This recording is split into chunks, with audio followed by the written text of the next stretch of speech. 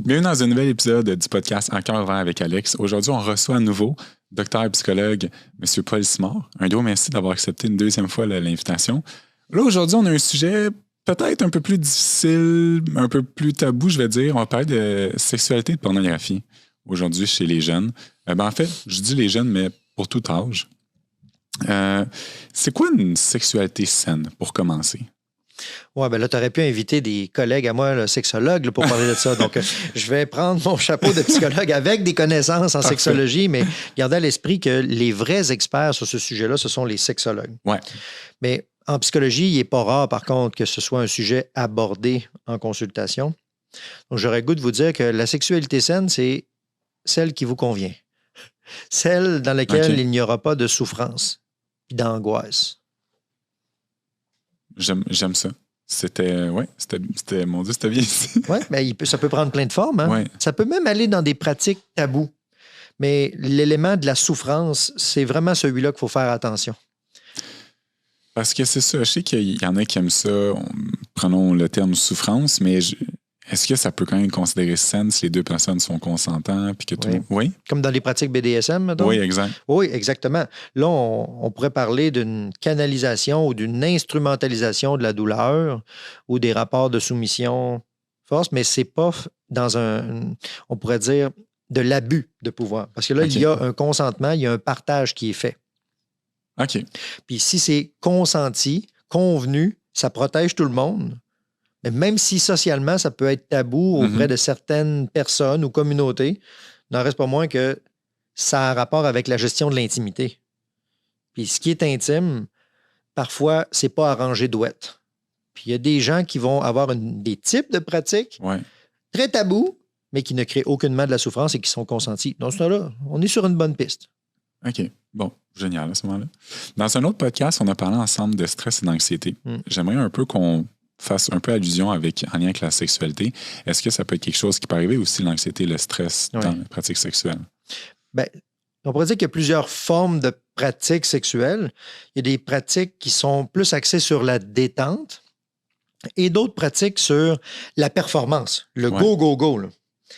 Donc, la mobilisation d'une tension sexuelle avec des gens qui bloquent même leur respiration puis qui sont tendus, c'est pas la même chose que d'être dans la douceur, le dépôt et le toucher, la sensualité, la rencontre. Donc là, il y a plusieurs formes d'érotisme qui vont être plus ou moins tendues, avec des mouvements plus rapides ou plus lents, ou avec une fermeté ou une douceur. Donc ça, c'est un article d'ailleurs qui s'appelle « Les 3 lois du corps » qui permettent de décrire, on pourrait dire, des manières d'aborder la sexualité avec des gens.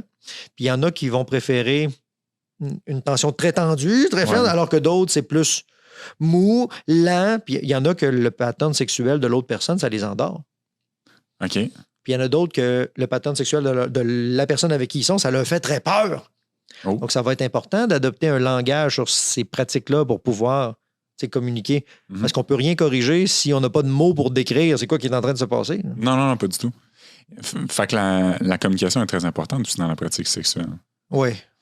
Puis est-ce que c'est quelque chose que, mettons, dès les débuts, avant même d'avoir des relations, c'est un sujet qui serait à discuter avec un partenaire comme moi, j'aime de cette façon-là, toi de cette façon-là? Est-ce qu'on peut trouver comme un... Ça serait beau, hein, si les gens faisaient ça. Il me semble ça serait remplir un questionnaire, d'ailleurs. Toi, t'aimes quoi? Tu coches ça, coche ça. Est-ce que nous consentons véritablement? C'est ça. Ben, c'est un peu utopiste, je crois, dans la société dans laquelle on vit, parce qu'on est dans une tyrannie du feeling actuellement. Qu'est-ce que tu veux dire? C'est un terme moi, que j'ai inventé pour décrire le fait que les gens sont beaucoup basés sur ce qu'ils ressentent. Ils prennent des décisions sur leur ressenti. Comme par exemple, si je suis attiré envers cette personne-là, c'est oui, puis si je ne suis pas attiré, c'est non. Mais s'ils veulent faire un couple avec une personne, ça se peut que vous ne le sentiez pas, le je t'attiré. Est-ce que vous allez dissoudre le couple systématiquement? Fait que si on est dans une tyrannie du feeling, on est condamné à vivre des relations temporaires, éphémères, transitoires. Puis s'il n'y a pas une véritable intimité qui a le temps de s'installer avec le temps, parce que vous clenchez les relations de manière soit superficielle ou sans intimité profonde, ben, je pense que ça ouvre la porte à un risque d'abus.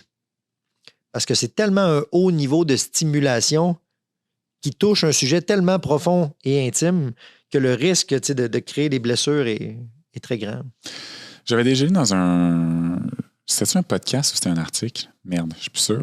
Mais ça dit que justement, d'avoir beaucoup de partenaires, d'échanger énormément de partenaires, pouvait affecter aussi le cerveau d'une certaine façon. Puis je voulais un peu qu'on aborde ce sujet-là, à quel point que ça peut l'affecter. Est-ce que c'était le niveau de dopamine? Est-ce que c'est que tu perçois différemment les relations par la suite? Est-ce que tu as tendance à vouloir changer de partenaire?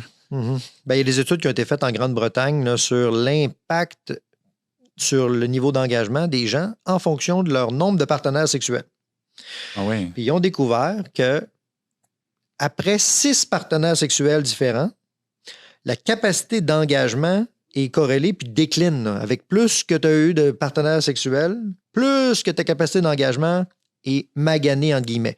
Okay. Puis là, il faudrait bien que les gens qui nous écoutent comprennent que je ne parle pas de eux, là. Parce que quand on parle de statistiques comme ça, c'est des moyennes sur des populations entières. Hein? Ouais. Fait que je parle pas d'un individu ou de l'autre. Puis il y a beaucoup de gens qui vont dire, ben oui, mais moi, c'est pas ça. Moi, j'ai eu plein de partenaires sexuels, puis je suis capable de m'engager. Je parle pas de vous non plus. Là. Je parle pas de vous. Je parle de en général.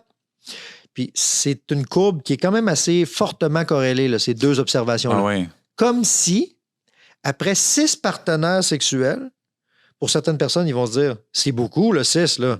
Parce qu'il y a beaucoup de gens qui ont eu 1, 2, max 3 partenaires sexuels. Puis il y en a d'autres qui, quand ils ouvrent la porte à ça, il n'y a plus de limite. Là, mais ce n'est pas sans conséquence. C'est parce que il y a plusieurs hypothèses qu'on pourrait soulever là-dessus, notamment le fait que quand je partage mon intimité puis ma sexualité aussi aisément avec plein de partenaires, ça fait en sorte aussi que je sais que je peux l'avoir avec quelqu'un facilement. Puis si avant, ou il y a quelques décennies, c'était plus tabou, les éléments de sexualité, puis pour l'avoir, fallait passer par l'engagement dans une relation, ben c'est peut-être l'engagement qui permettait d'endurer les mauvais côtés de la personne puis de rester en relation. Mais aujourd'hui, une des hypothèses, ce serait ça, c'est qu'on ne tolère plus les mauvais côtés, on change de partenaire. Mais ça fait que les gens, ils répètent de manière de plus en plus rapide des boucles, tu sais, de début de relation, fin. Ouais. Puis ça, on l'observe également sur la durée des mariages et des remariages et des re-remariages. Donc, ça semble être, quand, mettons, de manière générale, si le premier mariage a duré 10 ans, le deuxième mariage pourra tendre à être plus court. Ah ouais. Redivorce, le troisième mariage pourra tendre à être encore plus court. Puis c'est des observations qu'on observe, comme si la capacité de partage et d'intimité devient blessée et a de la difficulté à rester engagé avec la personne. Mais pourtant, on pourrait dire que ça n'a pas de lien, c'est juste la recherche de plaisir. Mais c'est là où on peut faire des liens avec les circuits là, dopaminergiques là, dans le cerveau, le relié au plaisir. Oui, puis je trouve aussi, une relation sexuelle, c'est un grand échange d'énergie avec quelqu'un. Fait que je me dis, de partager constamment ton énergie avec des nouvelles personnes, ça t'affecte aussi inconsciemment, j'imagine. Ben oui. Fait que, est-ce qu'aujourd'hui, est-ce que tu considères qu'on est dans une société hyper sexualisée, ou est-ce que je trouve que maintenant on a des podcasts qui parlent beaucoup de ça, les réseaux sociaux l'alimentent beaucoup, le normalisent beaucoup. Est-ce qu'il y a un bon côté? Est-ce qu'il y a un mauvais côté à ça? Ben, dès qu'on va ouvrir un sujet tabou sur la place publique, ça va être polarisant. Puis l'effet polarisant, c'est parfait en marketing pour attirer l'attention, mais ça va être pour le meilleur et pour le pire. Ouais. Fait qu'il y a des gens qui vont faire des découvertes merveilleuses grâce à ça. Ça va leur sauver la vie, peut-être même. Puis il y en a d'autres que ça va tellement être lourd puis destructeur que ça va peut-être leur enlever la vie. Wow. Fait que l'effet polarisant, c'est quelque chose que vous n'observerez pas chez un professionnel de la santé. C'est comme moi, présentement, dans mon titre de psychologue, je vous parle de grandes tendances, d'études, de manière générale. Je ne vous parle pas à vous, les personnes, je parle des populations. Fait que ça, c'est plate d'entendre ça. C'est comme un peu drabe, là, tu sais. Ouais. Mais la polarisation, ça capte l'attention. Mais je pense que c'est pour principalement le meilleur, moi. Ouais. Oui. Ben, mettons, je pense à juste moi quand j'étais au secondaire. Tu sais, généralement, mettons, je prends mon année, là. Je dirais que la plupart des gars de mon année, leur première relation était autour de peut-être entre 15 et 17 ans. Dans les dernières années, j'ai coaché au hockey des jeunes de peut-être 12-13 ans. Puis dans les chambres de hockey, ça parlait déjà de relations sexuelles. Tu sais, c'est que je trouve que c'est de plus en plus jeune. C'est peut-être une niche particulière associée avec le contact, avec la performance. Puis je remarque que dans l'exemple que tu donnes, c'est dans un contexte aussi de compétition. les gars, ils se craignent un avec l'autre. Là, beaucoup. Fait que parfois, il y a du mensonge là-dedans, de l'exagération. Puis les propos, c'est pas forcément vrai, mais ça sert à intimider ou à se démarquer par rapport aux autres de la tribu. Totalement. Fait qu'il faut être très prudent. Parce que moi, les chiffres que j'ai lus, c'est que l'âge moyen, toute forme de culture confondue, là, en Occident, ça tend à augmenter. Ah ouais? Oui, ça tendrait à être autour de 19 et 20 ans pour le premier rapport sexuel. Puis une des hypothèses là-dessus, ce serait l'implication des réseaux en ligne. C'est que les gens, ils ne se rencontrent plus en personne. Ils flirtent beaucoup par Messenger, par Snapchat. Puis, fait que dans le fond, s'ils font plus de parties ensemble où il y a de la consommation d'alcool, s'ils vont moins dans les bars, dans un moment où ils sont hyper fatigués, hyper sous, dans la noirceur, envahis par le bruit, dans une foule. C'est comme si ça change le contexte du rapport à la proximité. Ça l'enlève certaines opportunités à des gens d'initier des rapports sexuels plus tôt. C'est tellement intéressant, ça. Quel est justement le rapport en lien avec les gens se rencontrent moins, je trouve, justement, on vient de le dire avec les réseaux sociaux. Est-ce qu'il y a un impact aussi sur le futur de nos générations? Est-ce qu'il y a un impact sur la confiance en soi? Oui. Ben, il y a peut-être une redéfinition aussi de qu'est-ce que c'est faire l'amour ensemble qui va changer. Parce que le rapport sexuel, s'il est défini seulement par le rapport charnel, par la pénétration, puis là, les gens, ils cochent une barre. OK, j'ai eu mon premier rapport. C'est pas la même chose qu'avoir un contact sexuel par l'entremise d'un flirt, Snapchat, l'envoi de photos privées ou de vidéos. Puis ça, pourquoi c'est pas considéré comme faire l'amour ensemble? Parce que je pense que le concept qu'on a de faire l'amour ensemble, c'est un contact physique entre deux personnes et non juste un échange de photos, de vidéos. Mais plus qu'on va avancer, je pense, avec la technologie, plus que ça va faire partie des... C'est ça, avec toutes les VR, les réalités virtuelles aujourd'hui et compagnie, je pense que ça va... fait qu'il y a une espèce de nouvel espace transitionnel qui est en train de se créer, qu'on appelle un espace parasocial. C'est quoi ça veut dire? Avant, il y avait comme deux espaces sur lesquels on pouvait exercer notre sociabilité. Il y avait le relationnel, ça c'est des contacts directs avec les gens, puis il y avait le culturel. Je fais partie de la culture, donc je ne connais pas tout le monde, je n'interagis pas avec tout le monde directement, mais je fais partie de... les rapports sexuels, c'est en relation. Mais là, maintenant, dans le milieu est apparue une nouvelle qu'on appelle parasocial. C'est un lieu dans lequel on a des contacts très intimes, même plus intimes qu'avec des gens qu'on côtoie dans la vie de tous les jours, mais qui sont à distance, donc font partie de la culture. Fait que quand on a des échanges virtuels sur les applications de rencontres, sur les messageries virtuelles, c'est pas des fausses émotions qu'on ressent là-dessus. C'est pas de la fausse excitation non plus. Puis il y a combien de personnes qui vont dire que si leur partenaire flirte avec quelqu'un d'autre sur les applications de rencontre ou sur Messenger, mettons, c'est de l'infidélité. Pourtant, ils ne se sont pas touchés.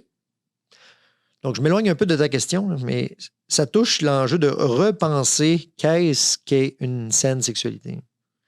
Mais là, on déroge un peu, mais je trouve ça super intéressant parce que je me dis, là, je parle peut-être plus du côté social puis du côté interaction humaine, mais si on s'éloigne de ça puis qu'on commence seulement à discuter ensemble via des messengers ou des applications de rencontre, ça va affecter notre côté humain inévitablement, non? Oui.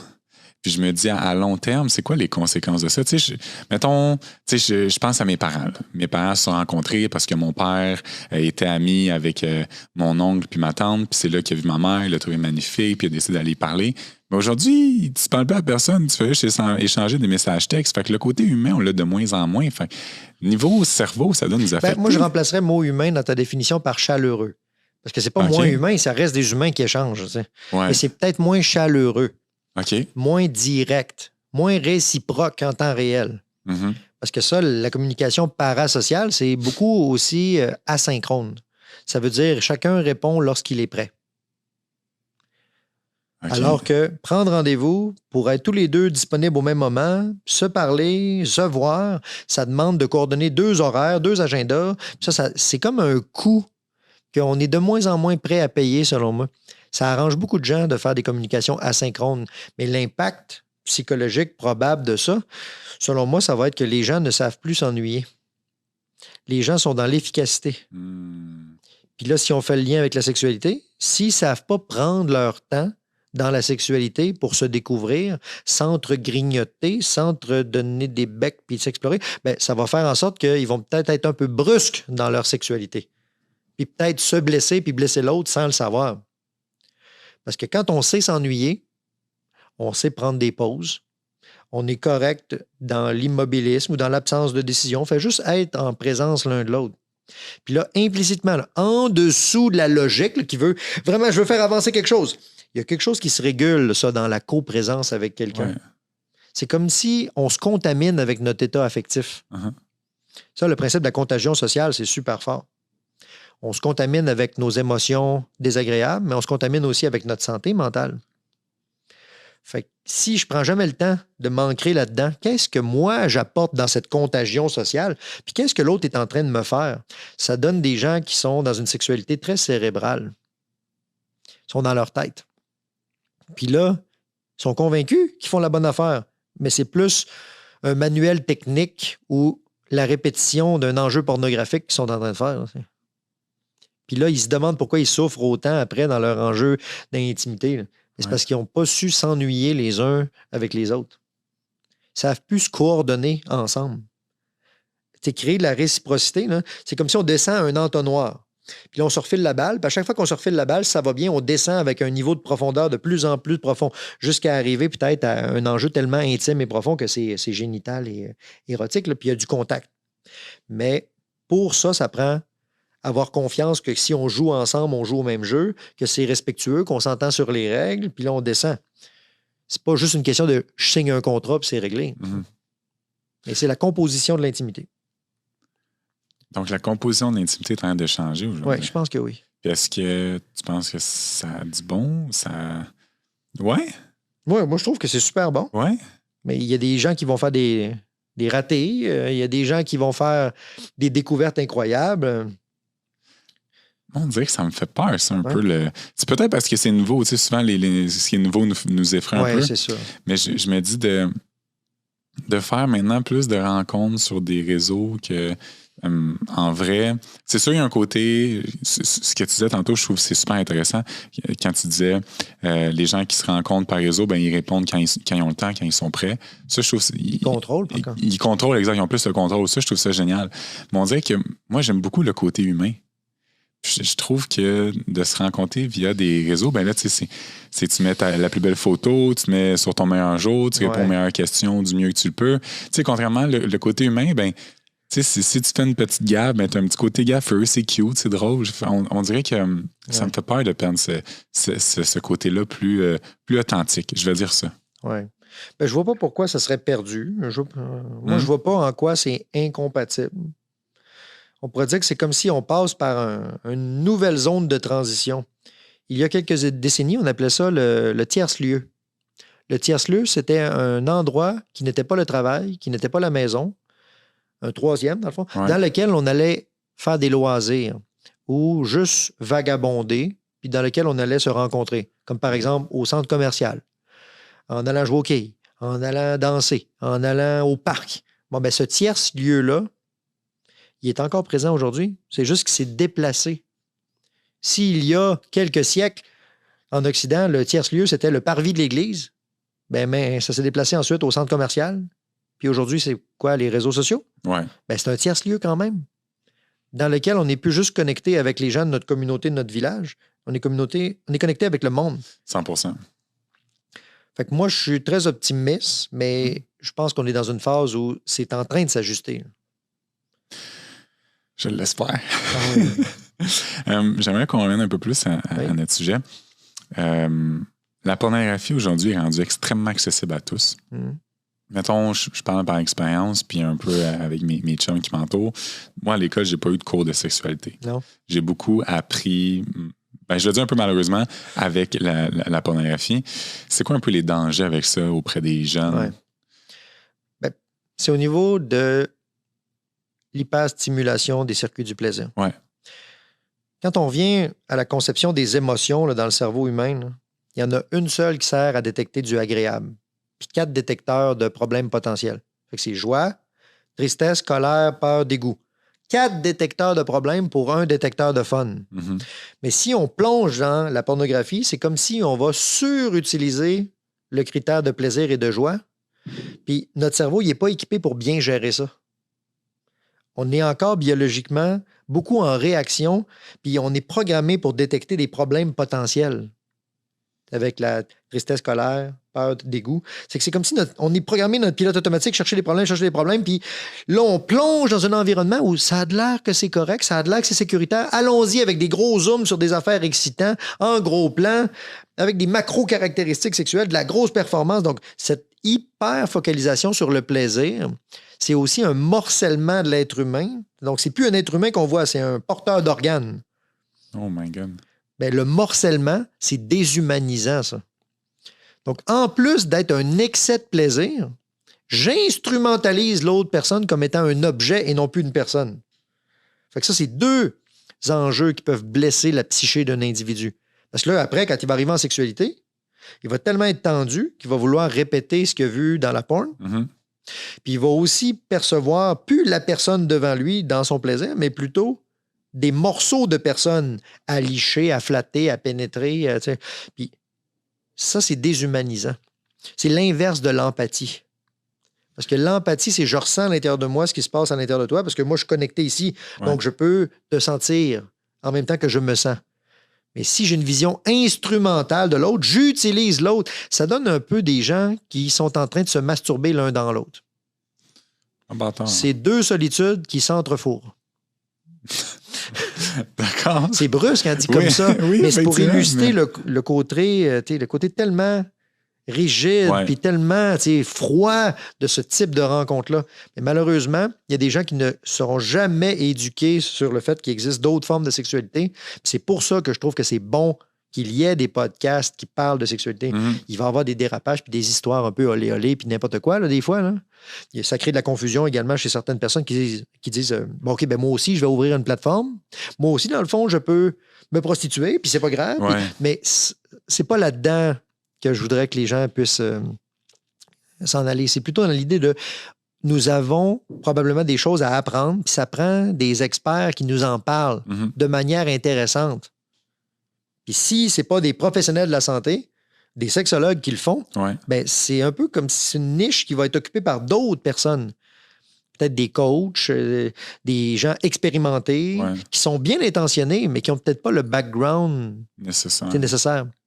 Mais ça, c'est les professionnels qui vont avoir à se botter le cul là-dessus, là, puis à prendre la parole en public, puis à savoir bien formuler leur opinion. Puis moi, j'ai un peu une question en lien avec ça, parce que là, tu disais que notre cerveau est comme overstimulé quand on écoute la pornographie. Mais c'est quoi la différence pour notre cerveau quand on en écoute et quand on a une relation sexuelle? Est-ce que c'est l'image qui fait en sorte que notre cerveau le voit différemment? Oui, mais c'est parce que les premières stimulations, ça crée des mécanismes de déclenchement très archaïques. Là, OK. Fait que si une personne, par exemple, vit ses premiers émois ou premières stimulations sexuelles hyper intenses avec les vibrations dans l'autobus scolaire qui, à un moment donné, ça fait des grosses vibrations, puis là, ses premiers émois là-dessus, bien, si elle associe que systématiquement ce genre de stimulation-là égale plaisir sexuel, c'est peut-être ça qui va être consolidé dans son imaginaire, dans sa manière de se masturber, et c'est peut-être ça aussi qui va être transposé dans la relation, dans sa vision de ce qui est normal en relation. C'est ce qu'on appelle aussi un complexe sensoriel. C'est-à-dire une manière de faire la sexualité. Il y a des gens qui vont se masturber d'une manière très, on pourrait dire, rigide ou toujours de la même manière pour atteindre l'orgasme. Ils se connaissent bien. Ils savent comment c'est bien fait, de la bonne manière, avec eux autres. C'est pas long. Ils font toujours. Puis ça provoque, on pourrait dire, une réduction des variantes ou des options. Puis là, ils sont rendus tellement rigides et restreints dans leur manière d'aborder la sexualité. C'est archaïque et rigide que quand vient le temps de le partager avec quelqu'un d'autre qui ne fait pas exactement le toucher de la même manière, qui ne fait pas le toucher exactement à la même vitesse, la même amplitude, ben là, ah non, on arrête. Ou ça crée un désenchantement sexuel.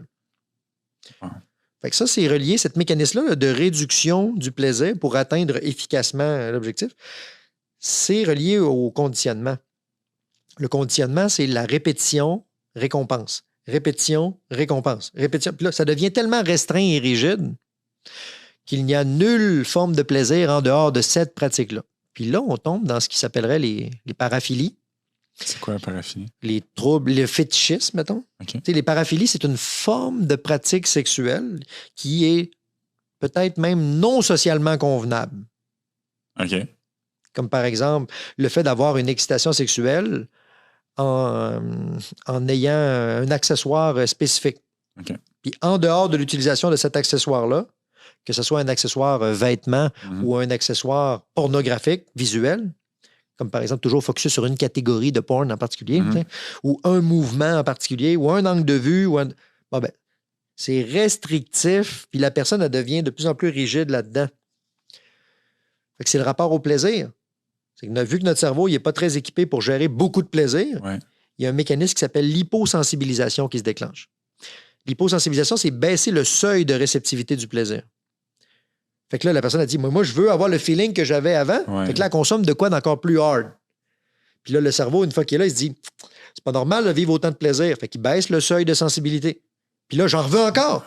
Baisse le seuil de... Mais là, maintenant, ça prend des affaires tellement hard pour l'avoir que puis le cerveau, il n'arrive même plus à y aller, l'obtenir, le plaisir ultime. Là. Puis là, les personnes sont dans un manque en continu, sont pas bien. Puis moi, j'ai vu des gens qui mettaient du porn d'orgie en background pendant qu'ils travaillaient. Là. Oh mon Dieu. Parce que leur rapport à la sexualité était tellement perturbé qu'ils sentaient un manque perpétuel s'il n'y avait pas du bruit de sexualité, d'orgasme, puis du gros criage. Mais ils travaillaient sur leurs ordinateurs pendant ce temps-là. 8 heures de son de porn intense en background. Ce n'est pas sans conséquence ensuite sur la sexualité qui est partagée. C'est comme si on brûle, entre guillemets, nos circuits dans rapport au plaisir. Puis là, pour réapprendre à avoir une vie sexuelle saine... Mais c'est ça, j'allais dire. Y a-t-il une façon on peut désensibiliser notre cerveau à ça ou de réapprendre? C'est ça, ce ne serait pas de désensibiliser, ce serait plutôt de resensibiliser. OK. C'est comme s'il faut apprendre à éprouver une stimulation de rapport au plaisir dans un contexte qu'on pourrait dire plus vanilla, normal, standard. Là, mais ça, c'est tellement dur que des fois, il faut que ça se passe en centre d'hébergement. Parce qu'une personne qui, quand tu lui demandes de réduire son niveau d'expérience, de stimulation, mettons que tu es habitué de faire de la coke à tous les soirs, c'est tellement difficile quand vient le soir de ne pas y aller que ça prend le centre d'hébergement là, pour compenser quelque chose ou créer un filet de sécurité. Bien, dans le réapprentissage d'une sexualité saine, il y a des gens qu'il faut qu'ils soient encadrés de l'extérieur. Soit en hébergement ou soit qu'ils donnent leur téléphone à leur partenaire rendu telle heure. Ou il y a toutes sortes de contingents. Oui. Est-ce que c'est quelque chose que toi, tu vois de plus en plus des gens qui ont des problèmes avec la pornographie, des consommations excessives de pornographie? Ben, moi, je fais beaucoup de thérapie de couple. OK. Puis ce que j'observe, c'est que souvent, il y a une grande différence dans les déclencheurs du plaisir sexuel via la pornographie. C'est-à-dire qu'il y a un partenaire qui va écouter un type de porn, puis l'autre partenaire va écouter l'autre type de porn, mais quand ils regardent leur type de porn respectif, ils font comme Ah ouais. Ils sont comme un peu dégoûtés par les préférences de hyper-stimulation de l'autre. Ça complique la rencontre réelle. Parce que si tu es dégoûté par quelque chose qui est tellement intime puis qui appartient normalement au nous, au sensible, ben c'est comme si tu es en train de dire l'autre personne, je veux l'éloigner. J'ai un réflexe aversif. Là. Oh mon Dieu, OK. Fait que parfois, ça fait avancer les gens dans le cheminement de la rupture. Même si tout va bien dans leur vie de couple, mais la sexualité complètement brisée. Fait que là, il faut réapprendre à verbaliser qu'est-ce que j'aime, qu'est-ce qui m'écoeure, apprendre à écouter les feedbacks de l'autre. Puis là, c'est tellement un sujet difficile à parler, l'enjeu à la sexualité. Là. C'est tellement tabou, c'est tellement archaïque qu'il y a des gens qui décrochent et qui disent non, moi, je parle pas de ça. Ah ouais. Il y a des gens aussi qui ont été blessés sexuellement jeunes puis qui ne veulent pas aborder ce genre de sujet-là. Même si tu le proposes dans un lieu sécuritaire, ça réveille des post-traumatiques. Là, puis... Fait qu'il faut être très respectueux quand on entre dans ce sujet-là. Ben oui, totalement. J'ai lu aussi que la pornographie pouvait engendrer des problèmes de fonction érectile pour l'homme, des dépressions, des troubles anxieux.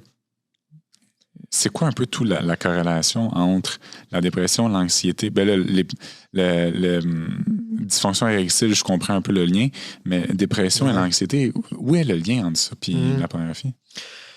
Je pense que c'est relié avec l'anxiété de performance. C'est le vouloir faire un spectacle d'intensité.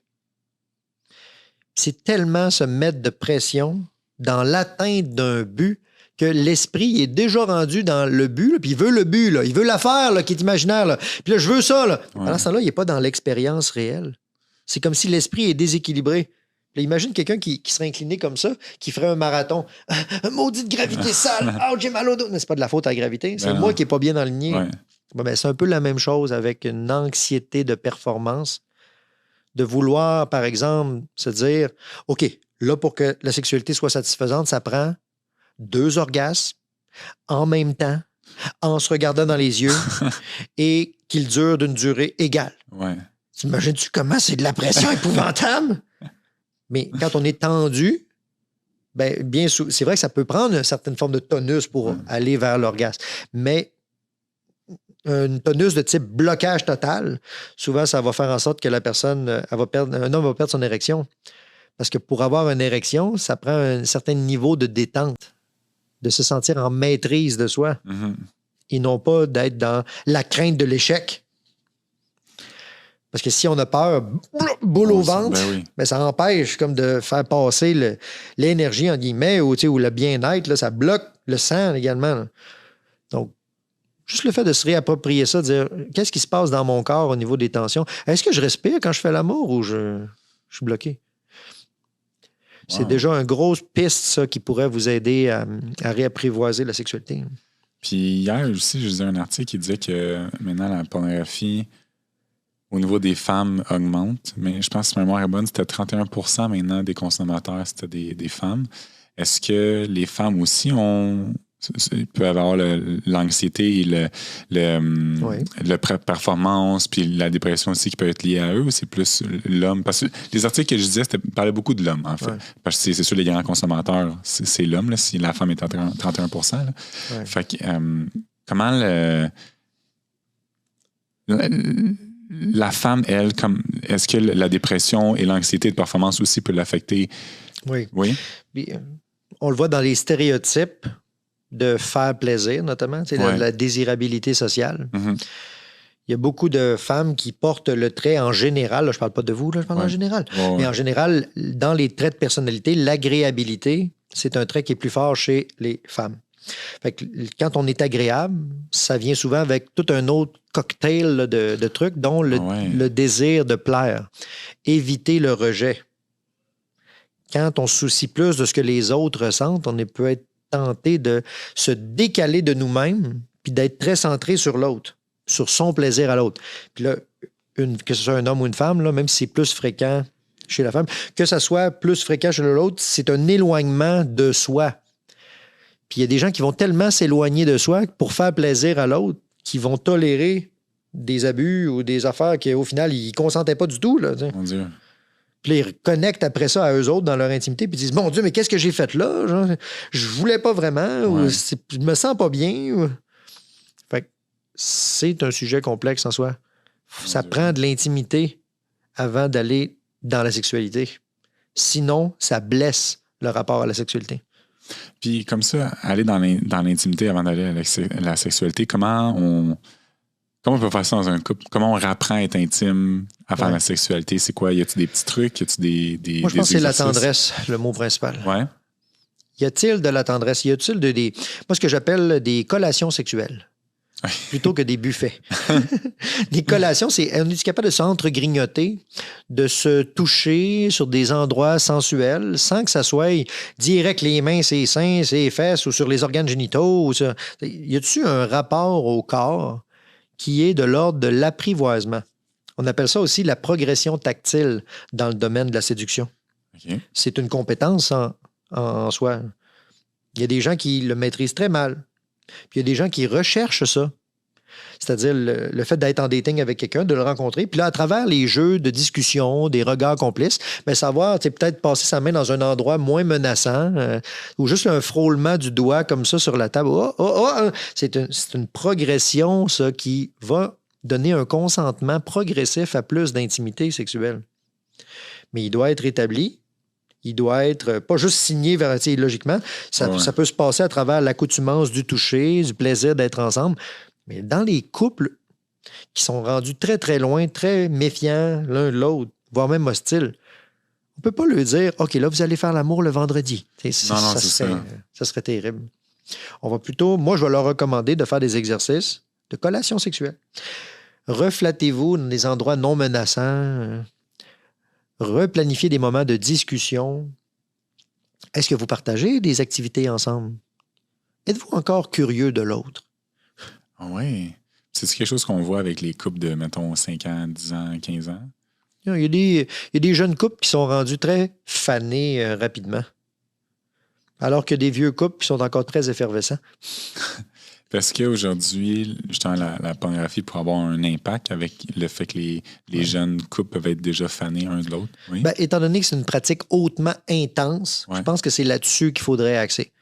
Est-ce que votre accès à l'intensité pornographique, ça vous limite ou vous empêche d'aller vers une rencontre sexuelle ou ça fait partie de vos options? Parce qu'une des caractéristiques qui marque les dépendances, c'est la réduction des options, là, puis le fait de se centrer de plus en plus fortement sur un comportement préférentiel et exclusif là, pour avoir le plaisir.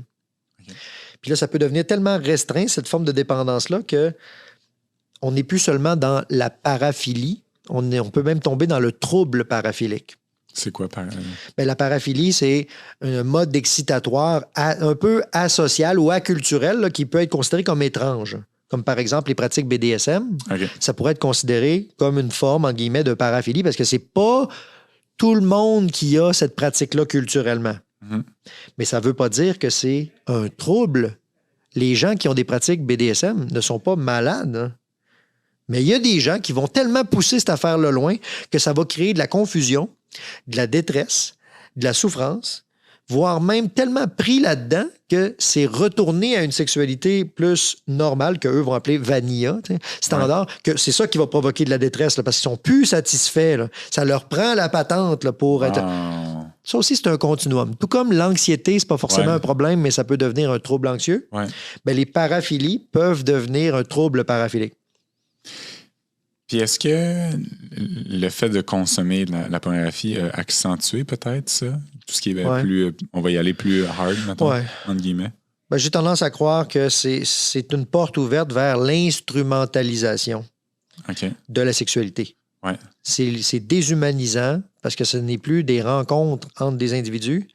C'est rendu un morceau qui rencontre un autre morceau.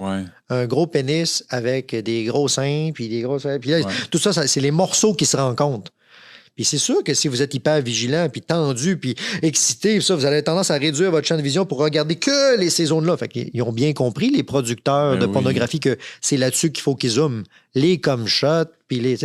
Mais c'est pas ça, une sexualité saine. Ça, c'est une sexualité hyper stimulée, là, à fond, là. Mais une véritable sexualité apaisante, chaleureuse, sécurisante, ça demande d'autres genres de modèles. Ben oui, totalement. Mais ça existe, hein? Il existe de plus en plus des catégories de porn qui vont se dire éducatifs. Comme par exemple, une personne qui va montrer le tantrisme sexuel avec des démonstrations. Sur les sites de pornographie standard, là, c'est des sous-catégories. Mais est-ce que ça, pour le cerveau, comment le cerveau l'assimile? Est-ce que c'est mieux? Est-ce que c'est... Selon moi, c'est moins instrumental, c'est moins focalisé sur les organes, parce que là, c'est une personne qui enseigne comment aller vers des points de stimulation, mais aussi des manières de respirer pendant. On pourrait dire que c'est de la psychocorporelle, mais en démonstration. C'est comme une zone de transition entre le morcellement pornographique et l'intimité sexuelle, comparé aussi avec un volet éducatif podcast. Fait que c'est un nouvel espace éducatif dans lequel tu as une personne qui parle de sa pratique et qui le fait. Ça me semble plus authentique. Mais ça reste quand même que c'est démontrer son intimité sur la place publique. Ben oui. Ça peut avoir toutes sortes d'enjeux sociaux et psychologiques. Puis mettons, pour la personne qui produit ces films-là, c'est quoi le danger sur son cerveau ou même l'impact du regard des autres? Ben, il y a eu des arrêts juridiques là-dessus, notamment aux États-Unis, là, dans lesquels il y avait des mères qui se faisaient ordonner par le juge de fermer leur plateforme d'exposition de leur nudité. Là. Sinon, ça pouvait porter préjudice au droit de garde de l'enfant. On pourrait dire, certaines personnes vont dire c'est terrible, c'est de la discrimination. Puis il y a d'autres personnes qui vont dire c'est parce que pendant ce temps-là, les enfants se faisaient intimider à l'école avec le comportement du choix du parent. Fait que pour protéger le développement de l'enfant, il y a des juges qui ont dit que c'est une condition qui nuit au climat familial et à l'épanouissement de l'enfant. Mais là, c'est à la discrétion des juges, là, encore une fois. Là. Ça ne veut pas dire que moi, je pense ça. Mais c'était quoi ta question? Le danger de quelqu'un qui pratique, qui fait ces films-là. Oui. Ben, c'est parce que la question est un peu tricky. C'est que ce n'est pas que dangereux. OK. Ça peut l'être.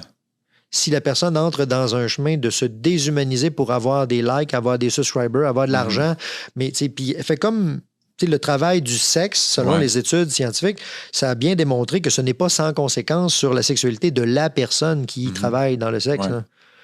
C'est comme utiliser instrumentalement quelque chose qui est normalement intime, qui devient accessible sans l'aspect préparatoire. Fait que ce n'est pas sans conséquence. C'est comme si ça crée une zone on pourrait dire de buffer, là, un bouclier qui empêche le ressenti fin. Là.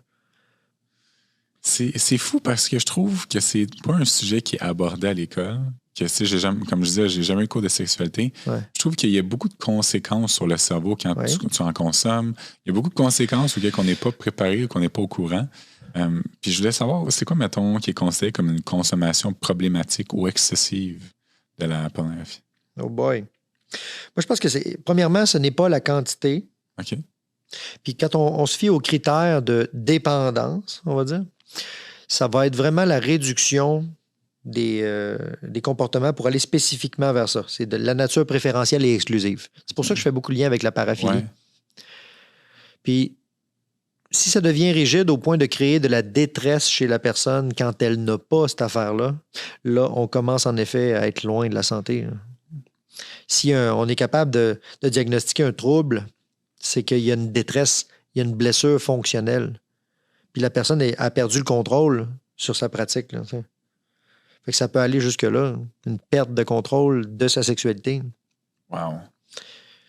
Puis là, si on entend des échos sociaux en disant ben là, c'est juste du plaisir, j'ai le droit d'avoir du plaisir, tu sais, dans le fond, on est d'une société de liberté de droit, là, puis viens avec nous, tu vas voir, ça va être le fun. Ben, ça risque de blesser encore plus la personne. Toute forme de rapport au plaisir va provoquer une hyposensibilisation. Ouais. Notre cerveau, il n'est pas très équipé pour gérer le plaisir et l'exaltation. Il est mieux équipé pour détecter des problèmes et des menaces potentielles. C'est pour ça qu'on est tout le temps préoccupé. C'est fou, ça. Il y a plus de détecteurs de menaces que d'appréciateurs de plaisir. Wow! Puis, mettons quelqu'un qui sent qu'il y a une consommation peut-être excessive, comment il peut traiter ça, mettons, chez soi, si, mettons, il peut pas se permettre d'aller dans une maison de retraite, comme on parlait tantôt. Là. Ben, c'est ça. Si c'est possible, moi, j'enseigne en thérapie l'approche de réduction des méfaits. C'est-à-dire qu'on va essayer d'adopter une manière d'être en relation avec le porn, mais de manière moins dommageable. Fait que on va partir de là où la personne vit des souffrances, de là où elle est.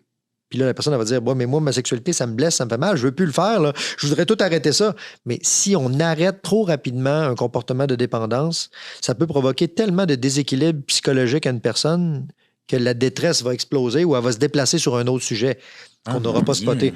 Alors que si on fait une approche de réduction des méfaits progressivement, la personne va développer de la maîtrise d'elle-même. Elle va re-enrichir ses expériences. Fait que la réduction des méfaits, ça pourrait être de dire, mettons, plutôt que d'écouter du porn sauvage sur des affaires hyper brusques du producteur en particulier que la personne connaît qui fait des affaires super intenses, bien, on va peut-être lui proposer d'écouter de la porn d'une autre catégorie, intermédiaire, moins intense. Fait que c'est vraiment de façon graduelle. Oui. Puis après ça, aller vers d'autres genres de pornographie dans lesquels il va peut-être avoir encore plus de matériel soft. Puis là, un moment donné, ça va peut-être être juste des romans audio érotiques. Wow. Puis à un moment donné, ça va être... Donc, la construction d'un plan de désensibilisation, hein, c'est contre-intuitif, mais ça demande un doigté professionnel. Puis c'est pas tout le monde qui va être capable de le faire par lui-même. Ouais. Mais il y a des gens qui vont être capables. Il y a des gens qui vont dire c'est beau, j'ai compris la patente, puis ils se font un plan de réduction des méfaits. Mais c'est pas toujours possible. Notamment lorsqu'il y a un trouble qui est installé, cristallisé. Là, ça va prendre un accompagnement. Parce que si c'est rendu tellement blessé que la personne n'est plus juste dans l'anxiété de performance, a développé un trouble adaptatif, puis qu'elle s'est effondrée en dépression, puis que juste le fait de ne pas se masturber provoque des idées suicidaires, des flashs, ben là, on ne va pas juste lui proposer des pratiques de réduction de méfaits. Non. Ça demande un autre genre de doigté. Wow! Mais c'est plus complexe que bien des gens pensent. Ben oui, mais c'est ça, je réalise. C'est que c'est beaucoup plus complexe que simplement dire « OK, tu fermes ton ordi puis on passe à autre chose. » Ça serait vraiment naïf de penser que c'est juste comme ça. Ouais. Non, il y a des gens qui vont... Si on fait ça, il y a des gens qui vont développer un déplacement de la dépendance. Ils vont se mettre à hyper-consommer soit des drogues ou de la bouffe, ou qui vont se mettre à hyper-consommer dans l'utilisation de jouets sexuels et non plus de pornographie. Mais ils vont tellement aller loin dans la compensation que là, ils vont se mettre peut-être même à se blesser avec des objets sexuels. Puis là, on va leur dire, mais arrête ça, tu te blesses. Puis là, pouf, ils tombent dans la drogue à la place. Ouais, fait que le déplacement des souffrances, c'est quelque chose qui est bien connu en psychologie. C'est pour ça que ça prend une profonde conscientisation de qu'est-ce qui est en train de se passer là, pour de vrai. Là. Avant d'appliquer un soin, pour de vrai, là, qu'est-ce qui se passe? Hein? Puis là, c'est à partir de cette conscientisation-là qu'on va faire une réduction des méfaits. Je trouve ça fascinant. C'est fou comment est-ce que... Il y a tellement de choses, je trouve qu'on n'est pas au courant, puis plus je parle avec toi, plus je suis comme, voyons donc que genre, tout ça est possible. Selon toi, c'est quoi le rôle de la société? Parce qu'on va se dire, c'est super accessible aujourd'hui. Ouais. C'est très, très, très simple. Là. Tu vas sur Internet, tu écris le mot, puis tout sort. Ouais. C'est quoi, y a-t-il un rôle que peut-être, sans nécessairement dire le gouvernement, c'est peut-être un peu gros, mais que les parents peuvent faire, les professeurs peuvent faire? Y a-t-il un rôle qu'on peut... À mon avis, c'est pas le rôle de l'école de s'occuper de ça. C'est sûr. Là. C'est parental. Parental?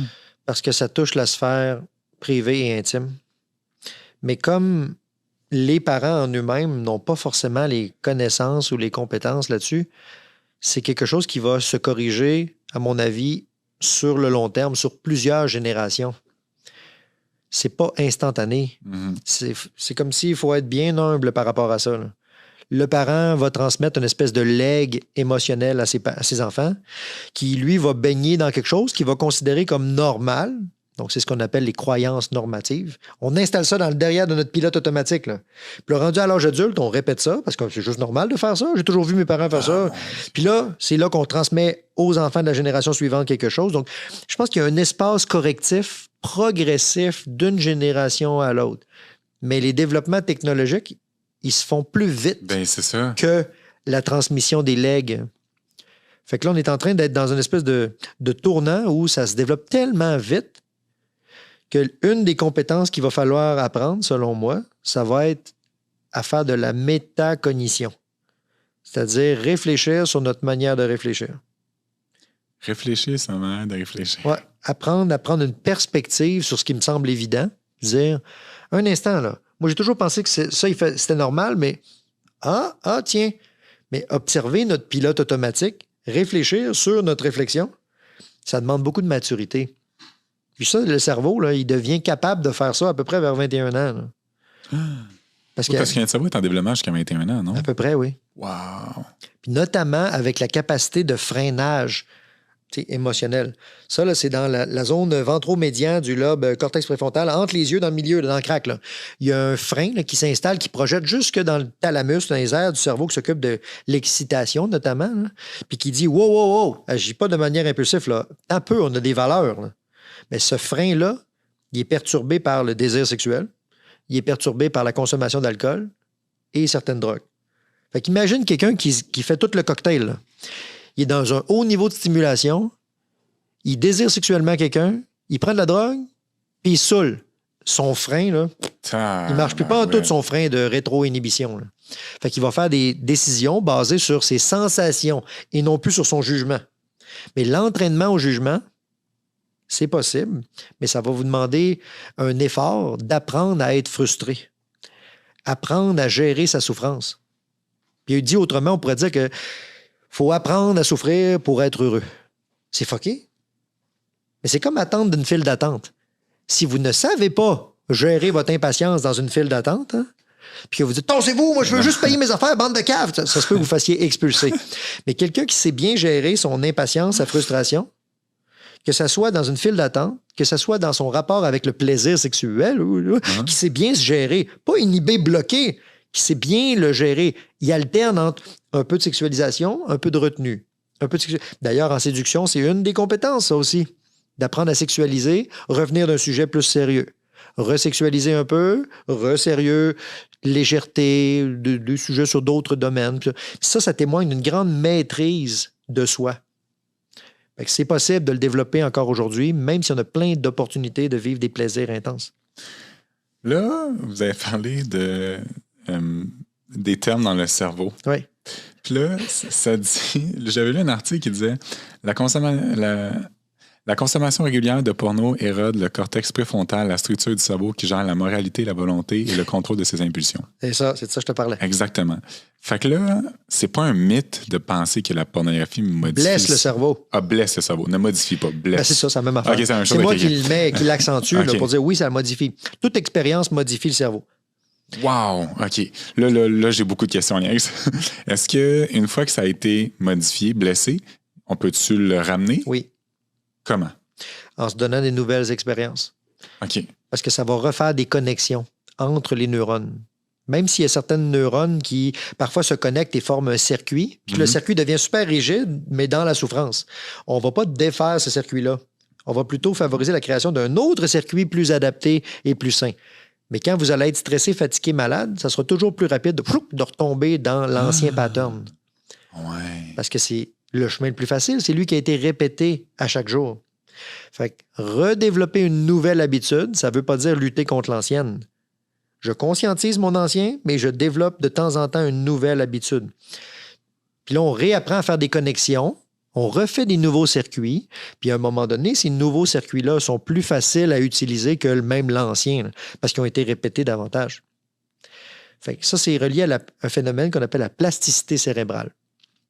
Ça sera toujours possible de refaire des liens adaptatifs tant qu'on est capable d'apprendre. Puis il y a certaines aires cérébrales qui ne font pas seulement refaire des connexions, ils recréent des nouvelles neurones. Mais ça, c'est dans l'hypothalamus. Là. Il y a un petit repli qui s'appelle le gyrus denté qui refabrique des nouvelles neurones toute la vie. Alors que normalement, nos neurones, il en apprend juste à mieux les connecter là, ensemble.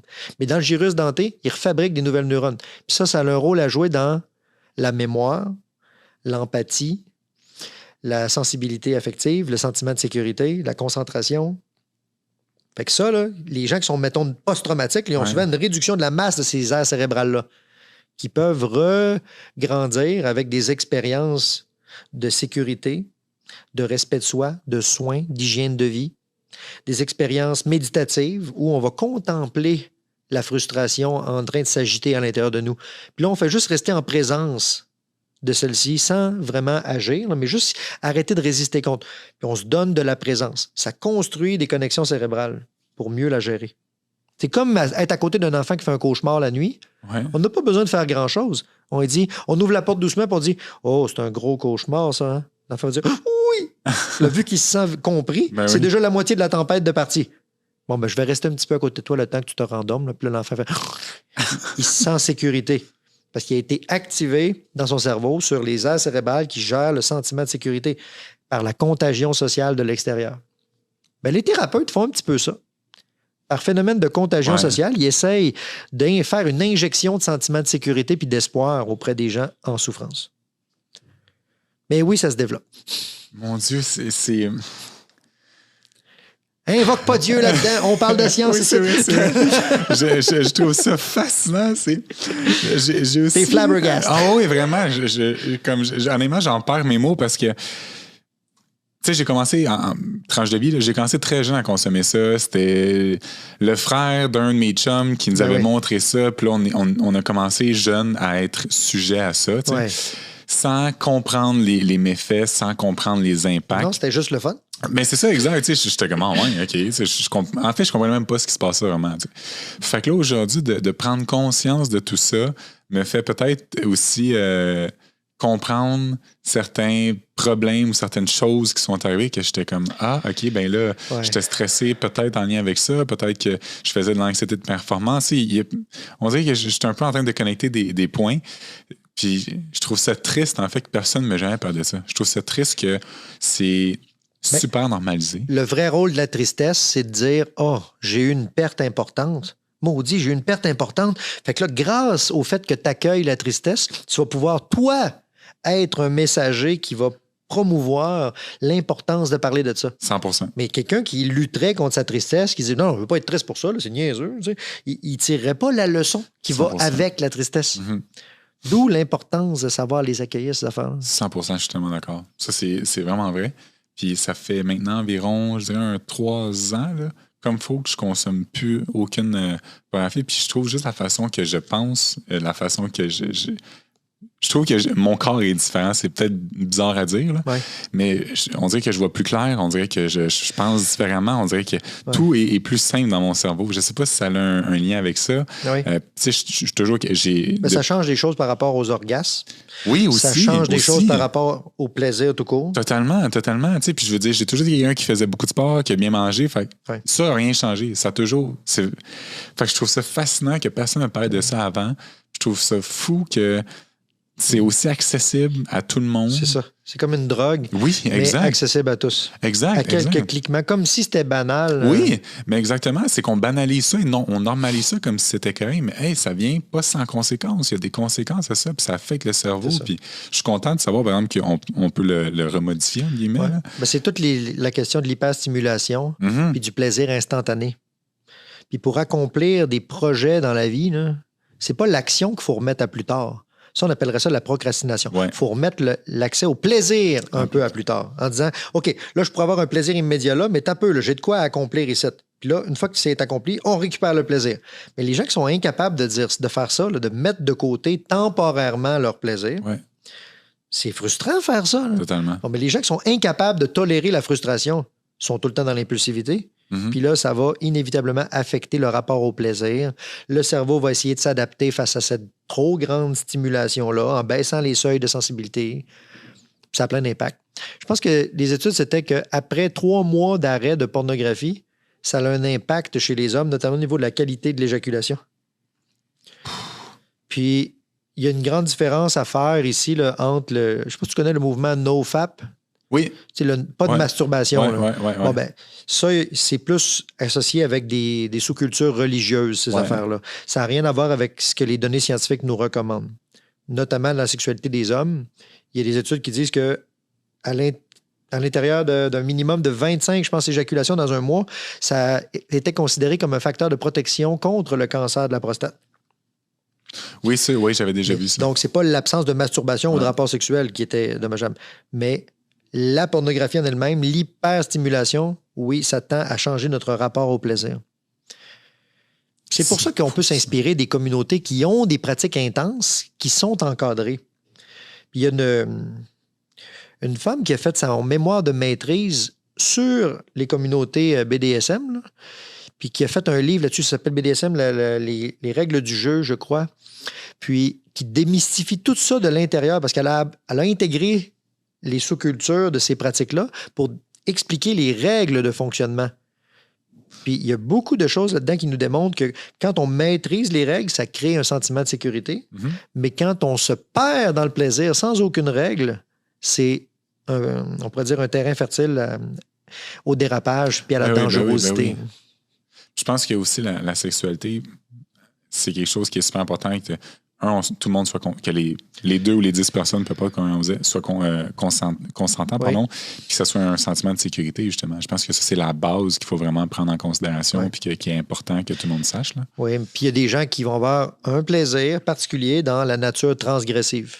Parce que c'est vrai que les interdits, ça crée de l'excitation. Fait que comment on joue cette frontière-là entre jouer avec la limite puis de transgresser la limite, Ouais. mais il y a des gens qui ne comprendront pas ça. Là. Ça prend de l'éducation, ça prend du travail sur soi, c'est imparfait. Mais c'est des choses qui sont en train de progresser. Là, ça va plus, là, j'ai trop de questions. C'est quoi que tu penses l'effet sur l'image corporelle et l'estime de soi avec la consommation de... Ah, je pense que c'est un chemin de comparaison épouvantable. Ouais, hein? Parce que c'est vrai que ce qui attire l'attention, c'est des macro-caractéristiques sexuelles. Des macro-mâles puis des macro-femelles. Ça, c'est un terme qui veut dire mettre en gros des caractéristiques d'attirance physiologique. Comme les hommes, on sait que un des critères d'attirance, c'est s'ils ont les épaules larges, la mâchoire large, leur grandeur, la symétrie aussi au niveau du visage. Mm-hmm. On sait que du côté des femmes, ce qui déclenche les mécanismes d'attirance, c'est le rapport taille-hanche, la grosseur des fesses, la grosseur des seins, les lèvres, la qualité de la peau, la symétrie aussi du visage, cheveux. Mm-hmm. Tout ça, c'est des macro-caractéristiques qui déclenchent la réponse sexuelle. Physiologiquement, là, même si moralement on veut pas, ça la déclenche quand même. Fait que c'est comme si la pornographie va vous pirater votre système d'excitation en allant direct là, dans les macro-caractéristiques, parce que c'est souvent des gens qui répondent à des standards, on pourrait dire, d'hyper-beauté. Là. Mais c'est ça que j'allais dire. Est-ce que tu penses que ces productions-là font volontairement ça, d'aller chercher exactement un type de personne? Oui, je pense que c'est parce que c'est le marketing de l'image. Ouais. Puis inévitablement, c'est vrai que c'est ce qui attire l'attention. Okay. Qu'on le veuille ou qu'on le veuille pas. On n'est pas en train de parler de choix relationnel. Là. On est en train de parler du premier critère d'attirance. Quand on demande dans des études théoriques à des gens, dites-nous la liste des choses qui vous attirent. Et ils vont dire, ben moi, ce qui m'attire, c'est une personne honnête, propre, généreuse, puis qui est capable de discuter.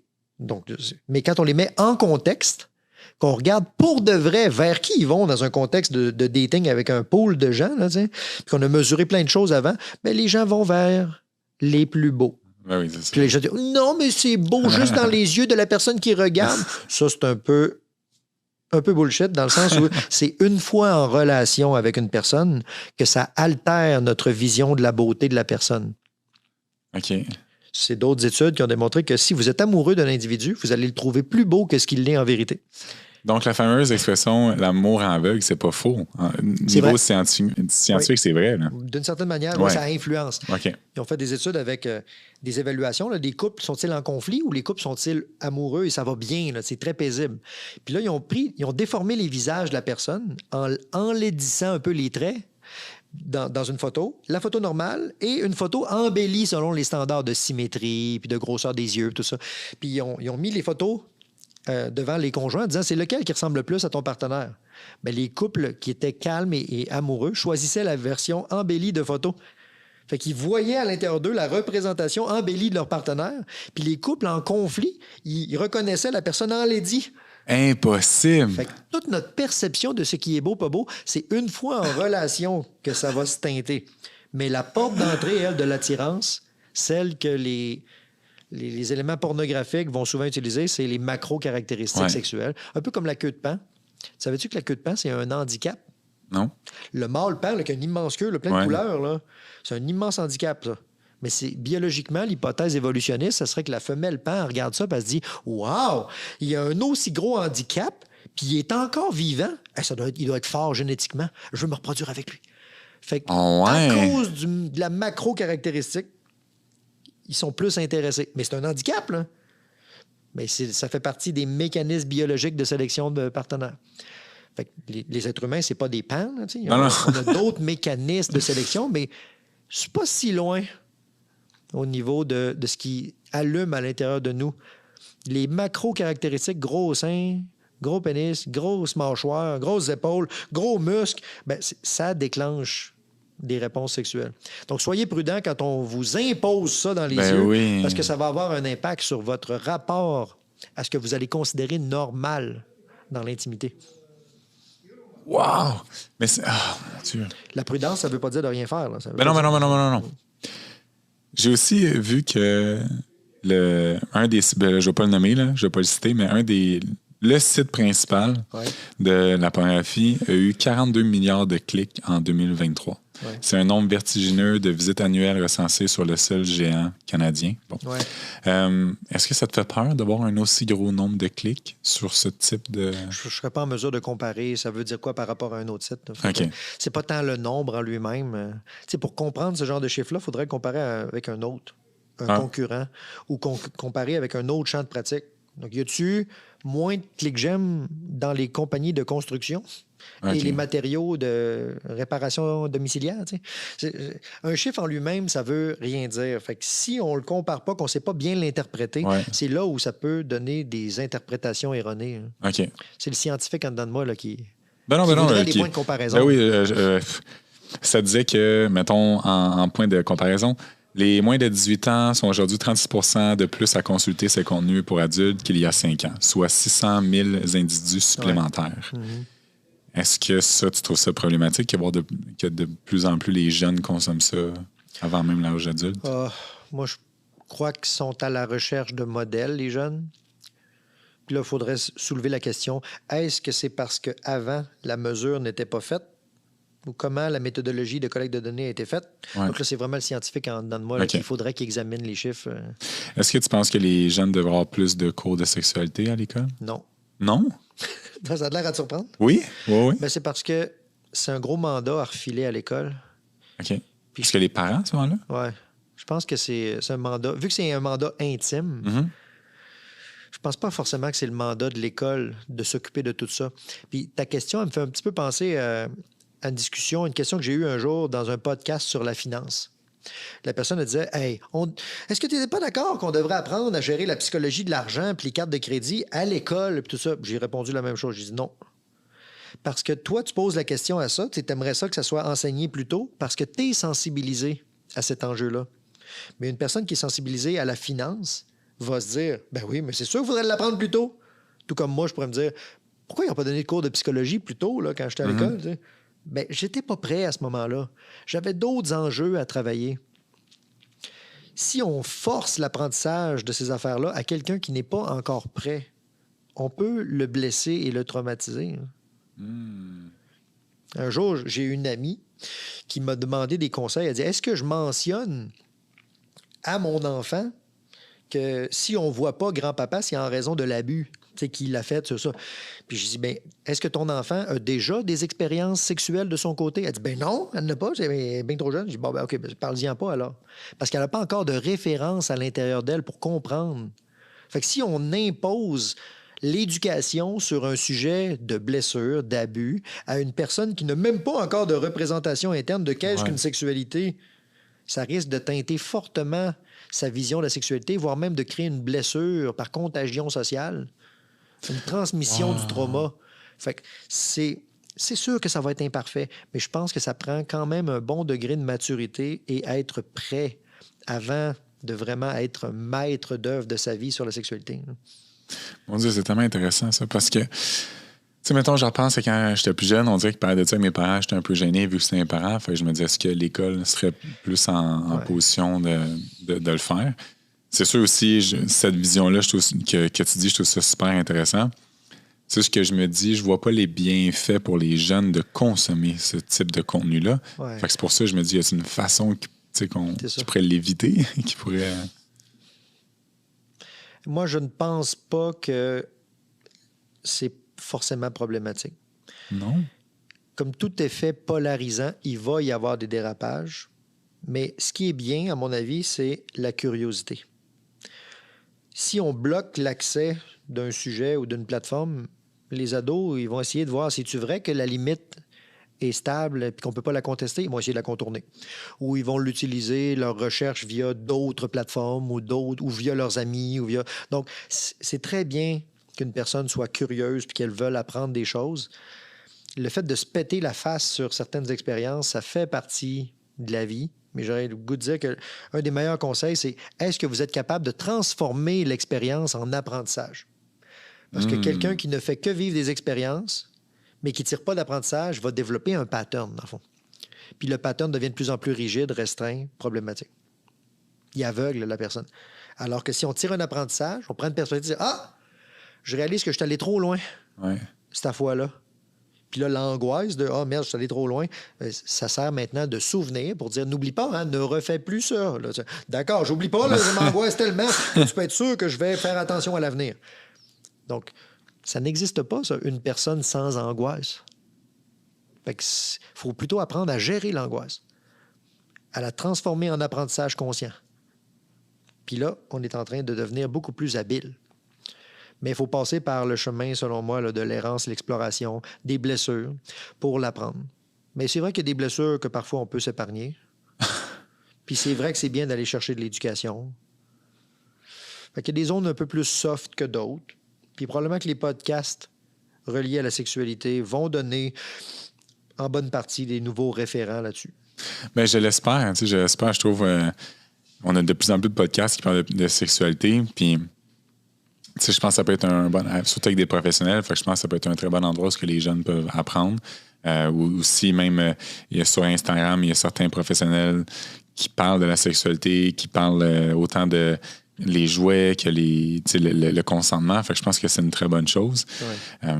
Parce que moi, je me dis, je repense à moi plus jeune, puis là, aujourd'hui, je vois les effets que ça peut avoir sur le cerveau, puis le comportement. Je suis comme, on dirait que j'aimerais éviter ça à mes enfants, mettons, le jour où je vais en avoir. Là. Alors moi, si j'aurais aimé ça, avoir un encadrement là-dessus. Ouais. Me faire expliquer les affaires. Je trouve que ça serait très pertinent parce que c'est le plus... Tu sais, là, aujourd'hui, j'ai la curiosité de lire là-dessus. Fait que je l'apprends, je le comprends. Ouais. Mais je me dis, quelqu'un qui pense que tout va bien puis qui ne lit pas puis ne s'informe pas, ben, il n'est pas au courant nécessairement des problèmes qui peuvent... Mais il faut faire attention à ne pas faire de l'évitement. Et puis pas essayer de développer une vision de la société où il n'y aurait aucune blessure. Malheureusement, je pense que les blessures font partie de l'expérience humaine. Ah ben oui, ben oui. Donc, c'est plutôt d'apprendre à bien s'occuper des blessures pour limiter leur reproduction. Là. Puis c'est quand on a tiré un apprentissage que là, justement, on arrête le pattern. Totalement. Mais il ne faut pas empêcher la formation de pattern parce que ça serait empêcher la formation d'un apprentissage. Je pense qu'on va terminer là-dessus. C'était vraiment bien dit. On va terminer ça. Alors, encore une fois, docteur psychologue Paul Simard, merci d'avoir participé, d'avoir accepté mon invitation pour prendre les choses. N'oubliez pas d'aller suivre M. Simard. Le docteur psychologue Paul Simard. Je vais tout mettre les liens dans la bio. On se revoit la semaine prochaine. Merci.